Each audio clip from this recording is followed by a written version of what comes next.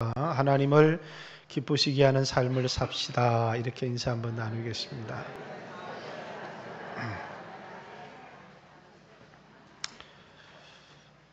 오늘로서 또 1년 동안 설교했던 히브리서 마지막 장에 이르렀습니다. 히브리서는 여러분에게 수차례 얘기했던 것처럼 핍박받는 공동체 밖에 있는 어떤 사람이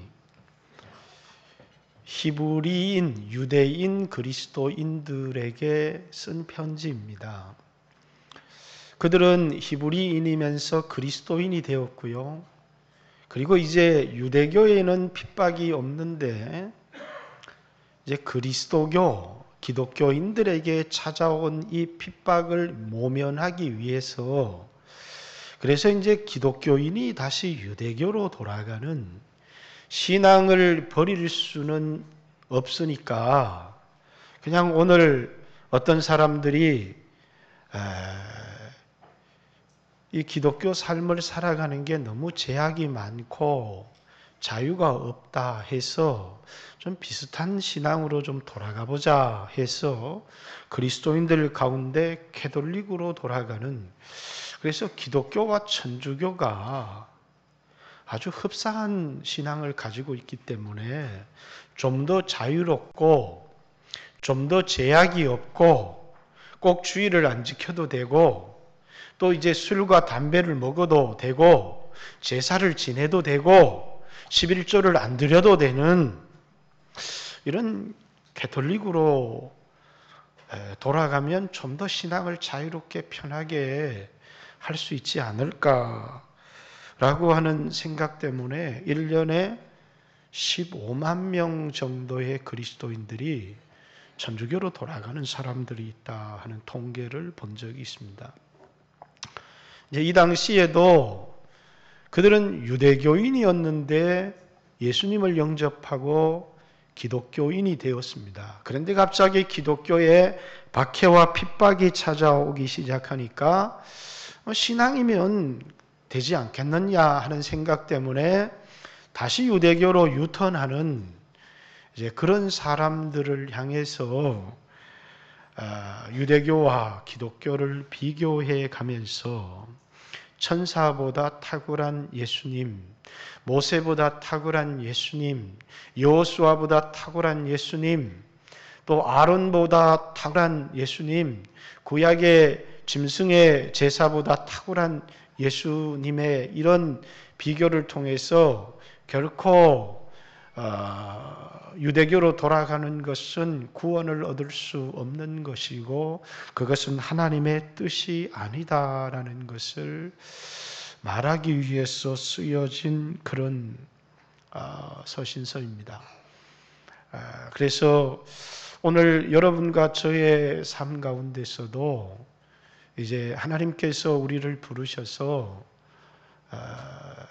십자가를 지고 하나님을 기쁘시게 하는 이런 삶을 살아야 될 텐데 그만 예수는 믿었지만 삶은 내 육신의 정욕대로 내가 원하는 삶을 살아가는 많은 그리스도인들에게, 또 히브리서는 오늘 너무나 안일하고 평안한 삶을 살아가는 여러분과 저에게 어떤 메시지를 주고 있는가, 오늘 마지막 이 본문을 통해서 한번 나누었으면 좋겠다 하는 생각을 합니다.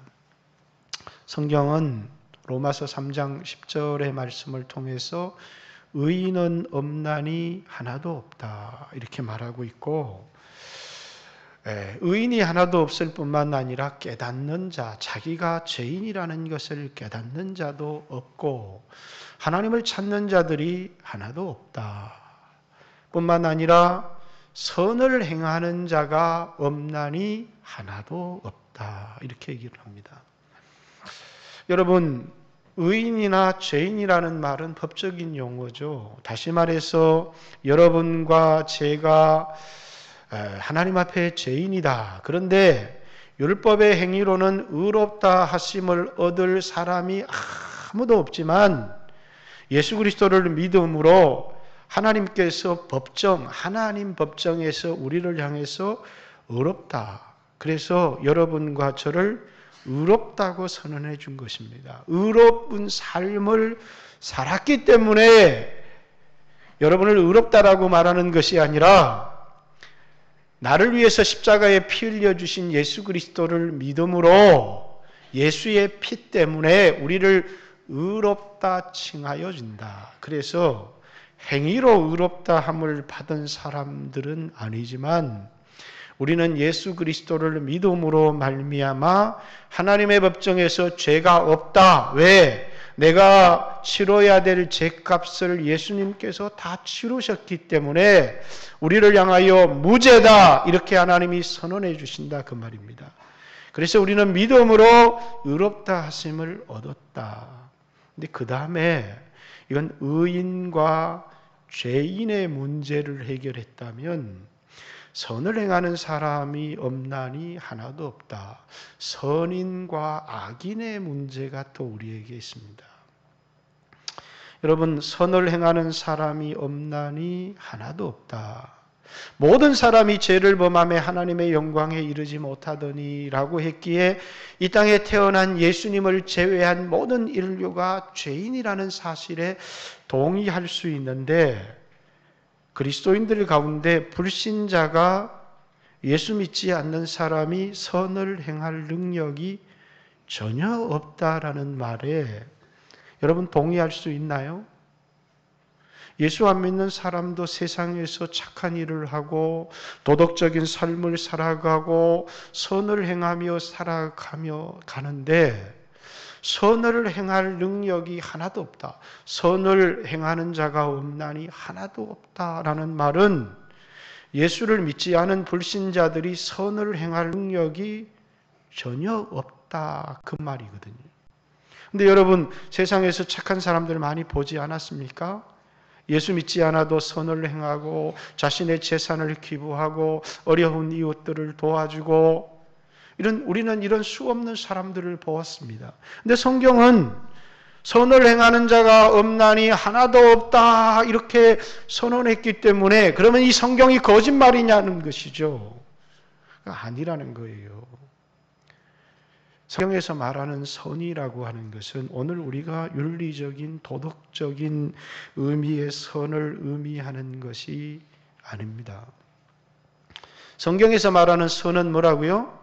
하나님과 교제가 끊어졌던 사람들이 이제 예수를 믿고 은혜를 받고 성령을 체험하면서 하나님과의 깊은 교제 속에서 나를 창조하시고 나를 구속하신 하나님께서 내게 원하시는 삶이 뭔지, 내게 원하는 하나님이 기뻐하시는 삶을 살아가는 것을 선이다 이렇게 얘기를 합니다.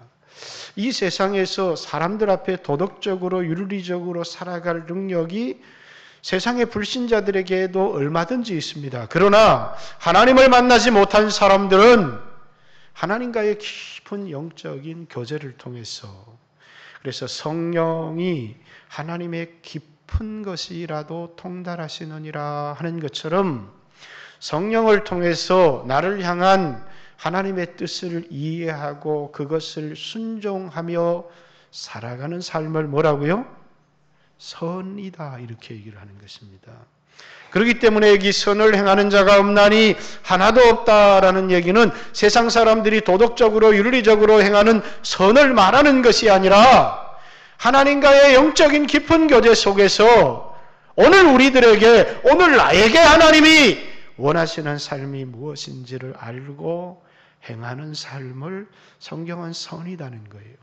근데 하나님과의 교제가 없는 사람이 하나님의 깊은 것을 깨달을 수도 없고 하나님의 뜻을 깨달을 수도 없기 때문에 그 사람들이 선을 행할 능력이 전혀 없다는 것입니다. 여러분, 오늘 그리스도인들이 이 땅에서 도덕적인 삶을 살아야 되고 윤리적인 삶을 살아야 될 것입니다. 그러나 도덕적 윤리적인 삶이 하나님을 기쁘시게 하는 삶이라고 국한해서는 안 됩니다. 오늘 많은 그리스도인들이 도덕적인 삶, 윤리적인 삶이 그리고 아주 인본주의적이고 그런 삶이 하나님을 기쁘시게 하는 삶이다라고 착각하는 사람들이 많이 있습니다. 하나님을 기쁘시게 하는 삶은 뭐라고요? 하나님과의 깊은 영적인 교제 속에서, 다시 말해서 예수 믿고 의롭게 되어진 사람이 성령을 체험하고 하나님과의 영적인 깊은 교제 속에서 나를 향한 하나님의 뜻을 깨닫고 그 뜻에 순종하는 삶을 뭐라고요? 선을 행하는 삶이다. 여러분, 이 말의 의미를 이해하지 못하면 오늘 본문은 전혀 이해할 수가 없습니다. 하나님께서 우리에게 성경을 주신 목적, 디모데후서 3장 16절에도 모든 성경은 하나님의 감동으로 된 것으로 교훈과 책망과 바르게 함과 의로 교육하기에 유익하니 이는 하나님의 사람으로 온전케 하여 모든 선한 일을 행하기에 부족함이 없게 하려 함이라. 하나님의 말씀을 통해서 뭐라고요? 우리를 향한 하나님의 뜻을 깨닫게 하기 위해서 단지 세상의 유교적인 윤리, 다른 종교적인 윤리를 따라 살아가는 삶이 아니고 하나님이 기뻐하시는 삶이 무엇인지를 성경의 말씀을 통해서 깨달음으로 선을 행하기에 부족함이 없도록 하기 위해서 성경을 기록했다. 그래서 성경에서 말하는 선이라는 것은 오늘 세상에서 말하는 윤리, 도덕의 기준이 아니라 하나님을 깊이 만나고 그 교제 속에서 나를 향한 하나님의 뜻을 찾아 순종하는 삶을 선을 행하는 삶이다. 이렇게 얘기합니다. 그러면 오늘 본문은 선에 대한 이야기를 하고 있습니다. 자, 18절에도 우리를 위해서 기도하라. 우리가 모든 일에 선하게 행하려 함으로. 인간은 선을 행할 수가 없어요. 그런데 주님이 그 안에 있어서 주님 뜻대로 행하게 하려 함으로 우리에게 선한 양심이 있는 줄 아노라. 이렇게 얘기를 하면서 이제 20절, 21절에 오늘 본문의 가장 중요한 내용의 얘기입니다. 설교를 다 끝내고 나서 목사가 오늘 이 설교를 요약하면서 우리 성도들이 이런 삶을 살기를 원합니다. 이렇게 기도하는 그 기도의 내용이 20절, 21절에 나와 있습니다. 양들의 큰 목자이신 우리 주 예수를 영원한 언약의 피로 죽은 자 가운데서 이끌어내신 평강의 하나님이 모든 선한 일에 너희를 온전케 하사. 다시 말해서 그들이 이 히브리서의 편지를 통해서 하나님의 뜻을 깨닫고 순종함으로 그들이 온전해지고 그래서 자기 뜻을 행하게 하시고 그 앞에 즐거운 것을 그리스도로 말미암아 우리 가운데 이루시기를 원하노라. 말이 어렵고 복잡하죠. 한마디로 무슨 얘기하고 있는 것입니까? 유대교로 돌아가지 말고 기독교인으로서 핍박을 받아라. 그것이 너희를 향한 하나님의 선한 뜻이다라는 것입니다. 그리고 그 뒤에도 내가 너희에게 권면한 것을 용납하라. 이렇게 얘기를 합니다. 여러분, 권면. 여러분들에게 주일 성수하십시오. 이렇게 제가 권면했습니다. 그 권면을 하고 용서해 주십시오. 여러분에게 10의 1조를 드리는 삶을 사십시오. 이렇게 얘기했습니다. 그리고 이렇게 얘기한 저를 여러분 용서해 주시길 바랍니다. 용납해 주시길 바랍니다. 그 정도의 권면이 아니죠. 이 권면의 내용이 뭐예요? 능력을 지고 영문 밖으로 나가라 라고 하는 권면입니다. 이 권면은 우리가 그냥 권면 이렇게 얘기하니까 신앙생활 좀 더 잘해봅시다 라는 권면이 아니고 지금 밖에 있는 사람이 환난과 핍박 가운데 있는 사람에게 편지를 쓰면서 내가 너희들과 함께 환난과 핍박 중에 있지 못하지만 속히 나는 너희에게 돌아가서 너희들과 함께 하기를 원하지만 그러나 뭐라고요? 너희들이 그리스도인으로 살다가 죽어라는 내용의 권면이다라는 것입니다. 여러분, 오늘 이 당시의 사람들에게 있어서 하나님을 기쁘시게 하는 것은 아마 요한계시록의 사람들은 우상숭배를 하지 않다가 죽는 것이었을 것이고, 이들은 유대교로 돌아가지 않으면서 죽임을 당하거나 감옥에 갇히거나 핍박을 받는 것이었을 것입니다. 이런 권면을 받을 때 여러분과 저는 순종을 할 수도 있고 순종하지 않고 피할 수도 있다는 것입니다. 여러분들은 신앙생활을 하면서 뭐라고요? 하나님의 음성을 듣고 순종하고 십자가를 질 수도 있고 그것을 피할 수도 있습니다. 예수님도 히브리서 5장 7절에 보면 받으신 고난으로, 예수님이 받으신 고난, 예수님의 사명은 우리를 위해서 십자가를 지시는 것이었습니다. 예수님께서 이 사명을 앞두고 골고다에서 기도하시는데 아버지여 내 뜻대로 마시고 아버지 뜻대로 되기를 원합니다. 그러면서 할 수만 있으면 이 고난의 잔을 피하고 싶지만 그러나 내 원대로 마시고 아버지의 뜻대로 되기를 원합니다 라고 간절히 기도했다는 거예요. 그것을 히브리서 5장 7절에 받으신 고난으로, 뭐라고요? 피할 수도 있었고 고난을 받을 수도 있었는데 받으신 고난으로 순종을 배워서 십자가를 지시는 것이 아버지의 뜻이라는 사실을 알고 뭐 했다는 거예요? 순종했다는 것입니다. 그래서 온전하게 되셨은즉, 이렇게 예수님께서 핍박을 피하고 어려운 것을 피하여서 그분이 훌륭한 삶을 살게 된 것이 아니라 아버지의 뜻에 따라서 십자가를 지는 일에 순종함을 통하여 그가 온전한 분이 되셨다. 그렇듯이 오늘 본문의 말씀에도 모든 선한 일에 너희가 온전하게 하사, 이렇게 얘기를 하는 거죠. 여러분, 모든 선한 일에 하나님께서 너희를 온전하게 하라는 얘기는 선한 일, 너희를 향한 하나님의 뜻을 분명히 얘기했습니다. 그것은 뭐라고요? 십자가를 지라는 것이고 핍박을 피하지 말라는 것이고 그리스도인으로서 당해야 될 수치와 고난을 감당하라고 그렇게 말하는 것입니다. 그러면서 21절 보십시오. 자, 20절부터 다시 한번 보시기 바랍니다. 하나님이 어떤 하나님이냐면 양들의 큰 목자이신 우리 주 예수를 영원한 언약의 피로 죽은 자 가운데 이끌어내신 평강의 하나님. 예수님을 죽은 자 가운데서 부활시키신 평강의 하나님이다, 이렇게 얘기합니다.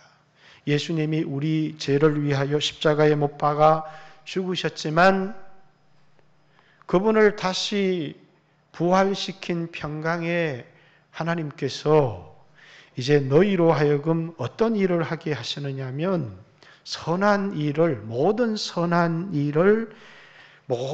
선한 일에 순종함을 통해서 온전하게 하시고 하나님의 뜻인 십자가를 지게 하실 뿐만 아니라 그 앞에 있는 즐거운 것을, 그 앞에 있는 즐거운 것, 이게 부활이에요. 히브리서 12장 3절에 예수 그리스도를 바라보라고 얘기하면서 뭐라고요? 예수님은 앞에 있는 즐거움을 위하여 현재 십자가를 참으사 부끄러움을 개의치 아니하시더니 하나님 보좌 우편에 앉으셨느니라. 이렇게 하나님께서 오늘 너희가 그리스도인으로 받아야 될 핍박과 손해와 고난과 수치와 어려움들을 피하지 않고 그것을 당하게 하실 뿐만 아니라 하나님의 뜻을 행하게 하시고 그리고 그 앞에 있는 즐거움, 부활의 영광에 동참하는 그 일에 너희를 참여하는 일을 이루도록 하기를 원하노라 라고 하는 그 공동체를 위한 설교죠. 이렇게 기도했으면 얼마나 좋았을까요? 이 고통의 아픔을 피할 수 있게 해 주십시오.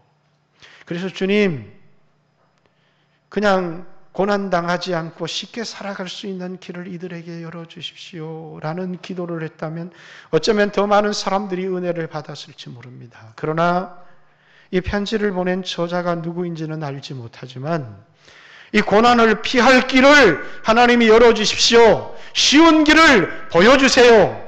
아니면 이 핍박이 그쳐지게 해주세요 라고 기도하는 것이 아니고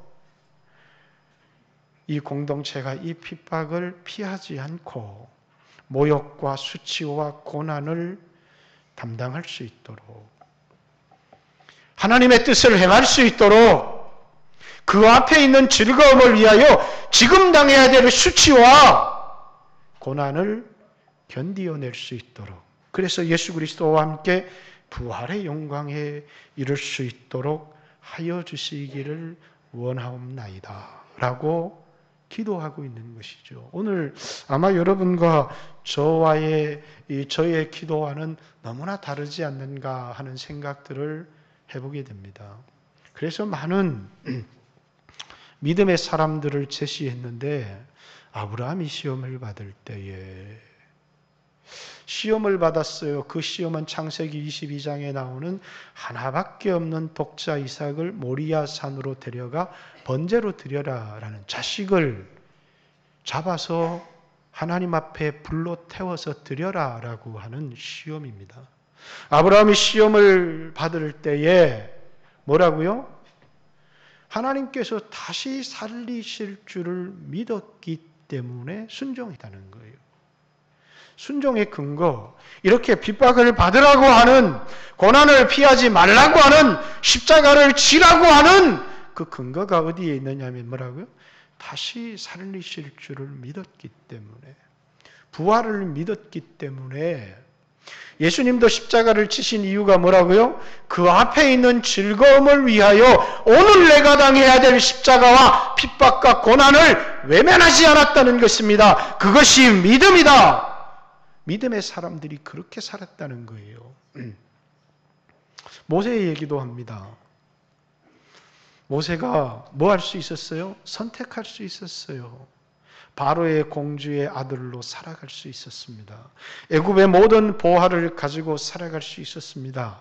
그런데 모세가 어떤 삶을 노예의 삶을 선택했습니다. 그리스도를 위하여 받는 수치와 그 고난을 애굽의 모든 보화보다도 더 귀한 것으로 여겼습니다. 그에게 선택의 기회가 없었기 때문에 어쩔 수 없었기 때문에 히브리인으로서 핍박을 받고 고난을 받고 산 것이 아니라 그는 나이 40에 바로의 공주의 아들이라고 하는 신분으로 애굽의 모든 영광을 누리며 살아갈 수 있는 그 삶을 선택할 수도 있었고 히브리인 노예 계급으로 그들과 함께 그리스도를 위하여 받는 순환과 핍박을 당하는 삶을 선택할 수도 있었다는 것입니다.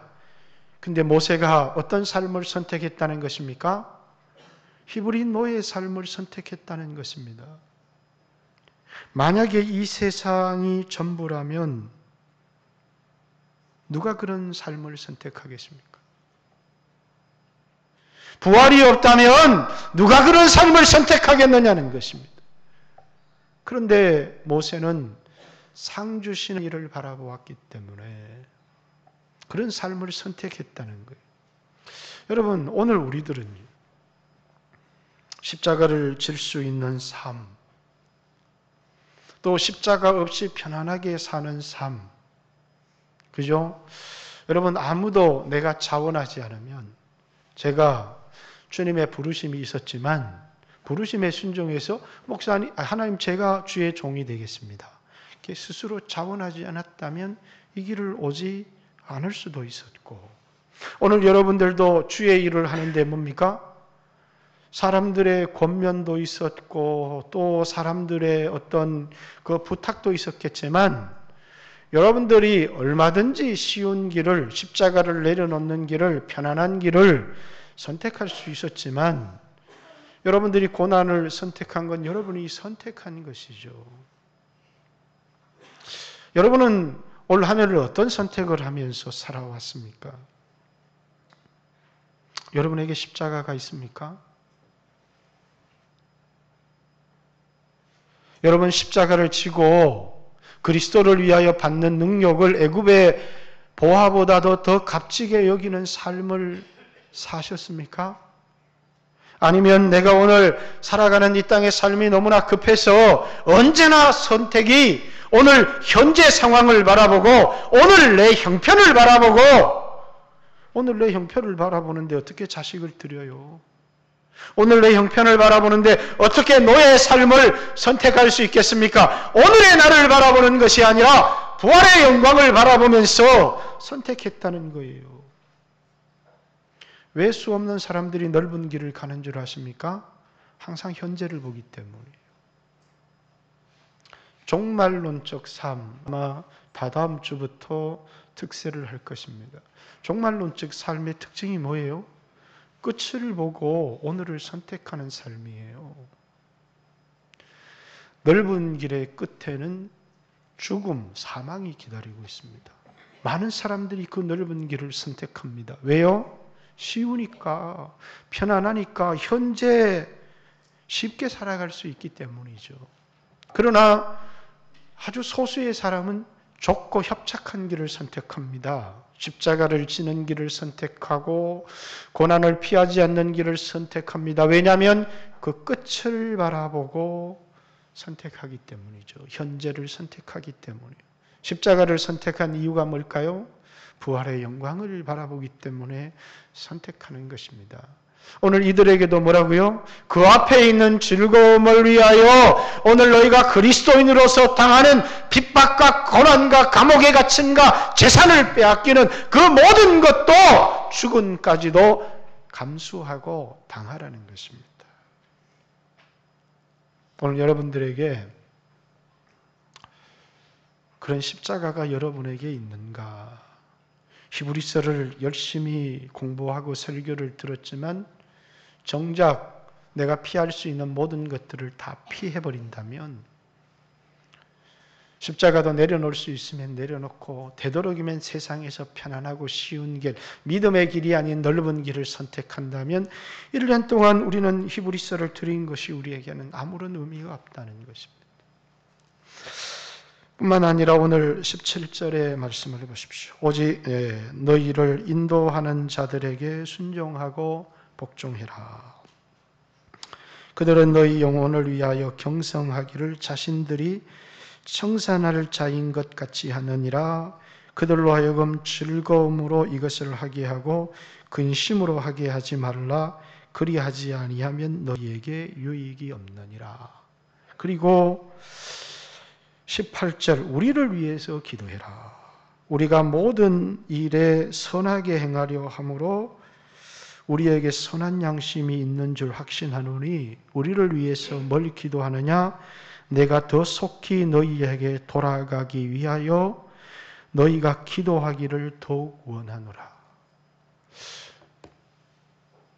이 편지를 쓴 저자가 속히 너희에게 돌아갈 수 있도록 기도해달라. 그 말은 뭡니까? 이 편지의 한계를 가지고 있는 겁니다. 한계 핍박 속에 있는 인도자들이 있어요. 그들은 뭡니까? 십자가를 지고 영문 밖으로 나아갑시다. 이렇게 하는 것이고 지금 이 히브리서의 저자는 이 핍박의 공동체 밖에 있습니다. 바리새인이 다른 사람에게는 수없는 짐을 지우고 자기는 아무런 짐을 지지 않는다면, 그래서 예수님께서 바리새인들이 수없는 사람들을 전도하고 그들에게 수없는 짐을 지우면서 자신은 손가락 하나를 까딱하지 않는다는 것입니다. 그런데 보세요. 핍박받게 있는 공동체의 어떤 사람이 십자가 지고 죽으라는 말이 설득력이 있겠습니까? 그는 지금 돌아가지 못할 어떤 사항이 있고 돌아가서 그들과 함께 핍박 속에서 믿음을 이겨내는 지도자가 되기를 원하는데 지금 돌아갈 수 없는 어떤 상황 가운데 있습니다. 그래서 자신에게 뭐가 있느냐면 선을 행하려 함으로 선한 양심이 나에게 있는 줄 안다. 그 말은 뭡니까? 나는 지금 너희가 당하는 그 핍박을 피하고 싶은 마음이 없다는 것입니다. 나는 십자가를 내려놓고 싶은 마음이 없다는 것입니다. 나는 주님의 뜻이라면 얼마든지 너희 속에서 너희와 함께 십자가를 지고 함께 모욕과 수치와 고난과 이런 어려움들을 너희와 함께 당하기를 원하지만 지금 돌아갈 수 없는 형편 가운데 있기 때문에 속히 돌아가기를 나에게 선을 행하려고 하는 마음이 있다. 그 말은 뭐라고요? 나는 지금 이 십자가를 피하고 싶지 않고 너희들과 함께 이 고난을 당하고 싶다는 것입니다. 그래서 뭡니까? 이 편지를 쓴 사람도 지도자요. 또 옛날에 있었던 지도자들이 있습니다. 그래서 그 앞에 너희를 인도했던 자들을 본받으라. 그 사람들은 기독교인으로서 순교의 죽음을 죽었던 과거의 그들 공동체의 지도자를 얘기하는 것이고 또 지금 너희들을 인도하고 있는 자들에게 순종해라. 그들은 너희 영혼을 경성하기 위해서 자기가 회개할 자인 것처럼 그렇게 사역하고 있기 때문에 그들을 근심으로 일하게 하지 말고 기쁨과 즐거움으로 일하게 하라. 이렇게 얘기를 합니다. 여러분, 인도자들이 있습니다. 우리 교회도 하나님이 저를 이 교회 담임 목사로 세웠고 또 교회 장로님들도 있고 권사님들도 있고 셀 리더들도 있고 교사들도 있고 또 교회 학교의 반사들도 있고 수없는 인도자들이 있습니다. 많은 사람을 인도하는 사람도 있고 소그룹을 인도하는 사람도 있습니다. 그러나 인도하는 자가 먼저 십자가를 지지 않는다면 직분은 가졌는데 십자가가 없어요. 어떤 사람들은 직분을 권세라고 생각하고 특권이라고 생각을 하지 그래서 바리새인들처럼 지시하고 명령하지만 정작 자기가 져야 될 십자가를 지지 않는다고 생각해 보십시오. 그 공동체는 비극이 초래될 것입니다. 수없는 사람들이 말로만 십자가를 이야기하지만 정작 져야 될 십자가를 지지 않을 거라는 거예요. 그래서 여러분은 돌아봐야 돼요. 내가 하나님을 기쁘시게 하는 삶을 살아가고 있는가? 그 삶을 살아가기 위해서 나는 낮아질 수도 있고 고난을 당할 수도 있고 그것이 나에게 자랑이 되어지는지 아니면 높은 직분과 사람을 움직일 수 있는 힘이 나에게 자랑이 되어지는지. 그리스도인의 자랑은 십자가입니다.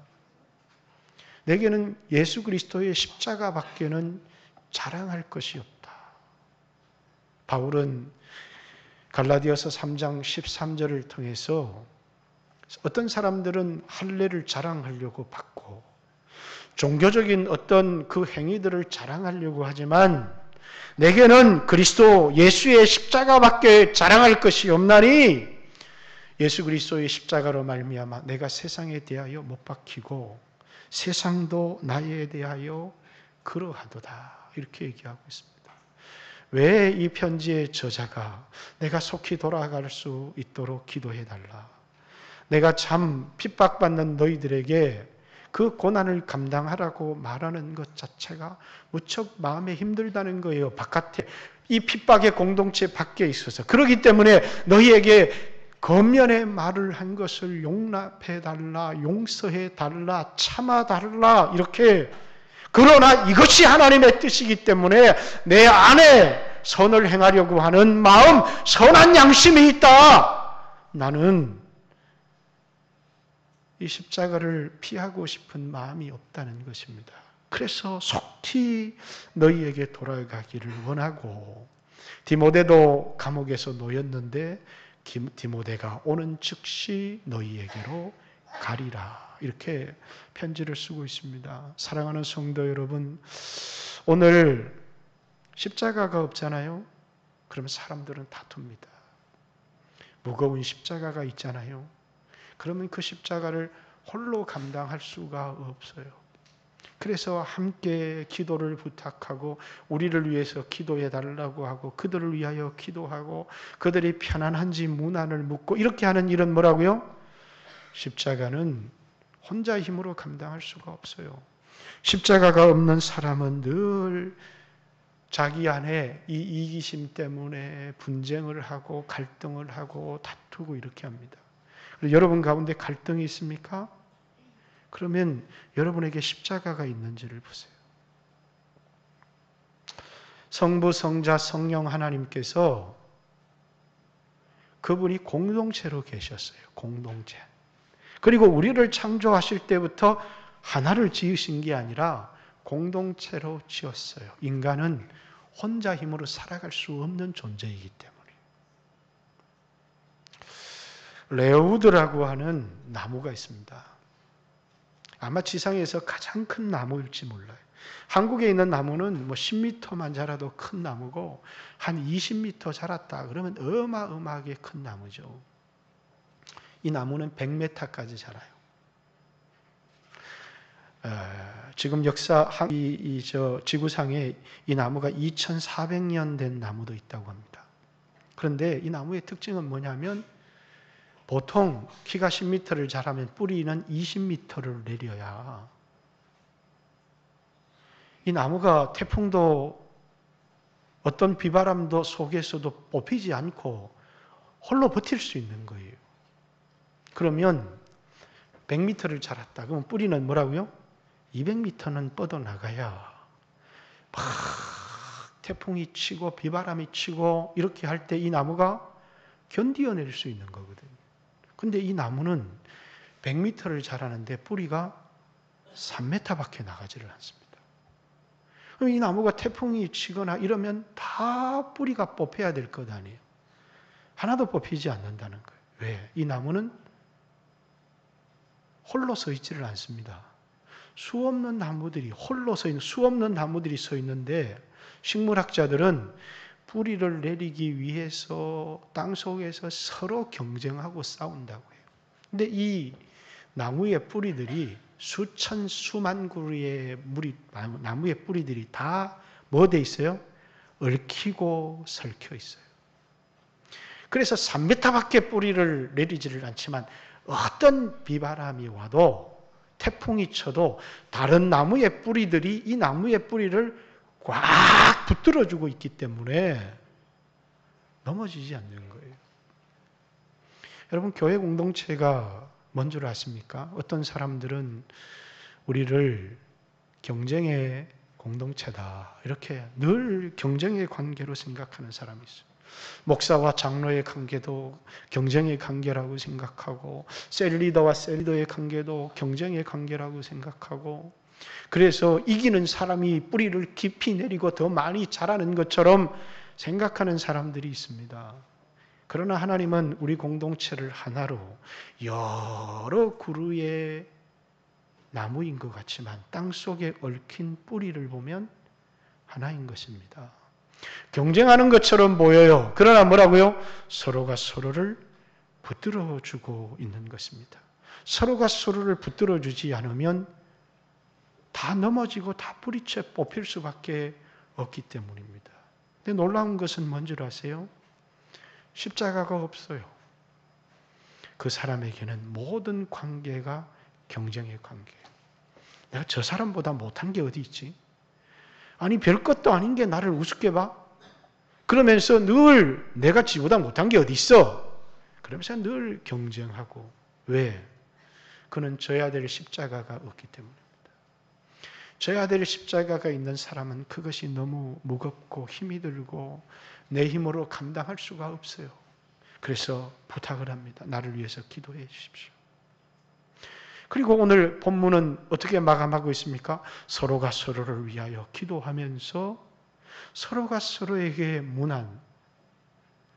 무난하면서 그러면서 어려운 것이 있으면 기도해주고 서로가 서로를 붙들어주는, 여러분 우리의 인생에 비바람이 없고 신앙을 믿음을 지켜나가는데 어려움들이 없다면 아마 우리 한 사람 한 사람은 경쟁관계가 되어질지 모르겠습니다. 그러나 하나님은 여러분들이 이 땅을 살아가는데 믿음을 지키고 살아가려고 하고 하나님의 뜻을 행하려고 하며 살아가고 십자가를 지고 살아가려고 할 때 우리는 그것이 내 힘으로 감당할 수 없는 무척이나 힘들고 어려운 일이라는 사실을 깨닫게 됩니다. 그러면서 우리는 서로를 사랑하면서 서로와 서로에 얽히면서 우리는 거기서 나를 붙들어주는 것을 경험하고 은혜를 경험하며 살아가고 있습니다.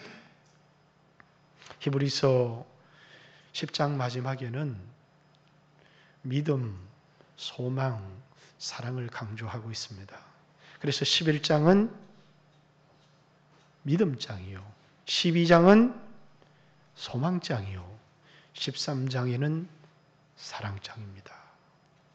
오늘 여러분들이 이 세상을 살아가면서 하나님이 기쁘시게 하는 삶을 살아가려고 하면 믿음이 있어야 되고요, 부활에 대한 소망이 있어야 되고요, 교회 형제 자매들 간에 끈끈이 붙들어주는 사랑이 있을 때 우리는 하나님을 기쁘시게 하는 삶을 살아갈 수 있고 우리에게 맡긴 십자가를 감당할 수 있다는 사실을 기억하시길 바랍니다. 올 한 해를 돌아보십시오. 믿음의 삶을 살았는지, 하늘의 소망을 가지고 살았는지, 이 땅의 정욕을 가지고 살았는지, 때때로는 나에게 속상한 말을 하기도 하고 아픈 말을 하기도 하지만 그를 위하여 기도하며 사랑하는 삶을 살았는지, 시기하고 질투하고 분내고 경쟁하고 이런 삶을 살았는지. 저에게도 아픔을 주는 사람들은 늘 있습니다. 그러나 저는 예수님이 그를 위해서 십자가에 피 흘렸다, 예수님이 용서했다, 제가 그를 용서할 자격이 있나요? 저는 그를 용서할 자격이 없습니다. 예수님이 용서하셨는걸요, 예수님이 사랑하셨는걸요. 근데 우리는 늘 바라보면서 뭐라고요?